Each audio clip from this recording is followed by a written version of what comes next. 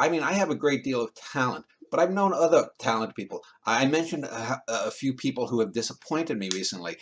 One is a fellow who left the arts totally, and if you had gone back 30 years ago when we were both in our 20s, it would have been difficult to predict which one, he or I, would have become a great artist, and which one would leave the arts, because he has a handful of great poems, but he left the arts. In another case, I know a fellow who's could be a great poet and is close to it, but he's religious and he became a preacher.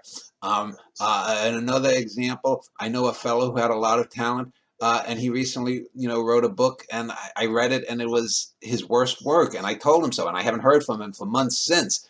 Uh, there's another person that I was recently trying to tutor because she wanted help, and I offered help, and she has personal problems of her own, and she probably isn't going to ever become what she could be in that particular art form. And it's frustrating dealing with these people, because I look at it as, if I waste my life and waste my talent, I'm not just wasting my life and my talent.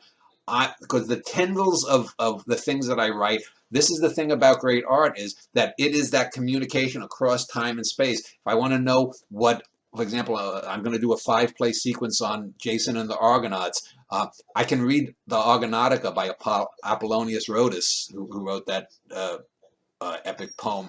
But I can know a little bit about what people then thought of this, that, or the other thing, and that's interesting. And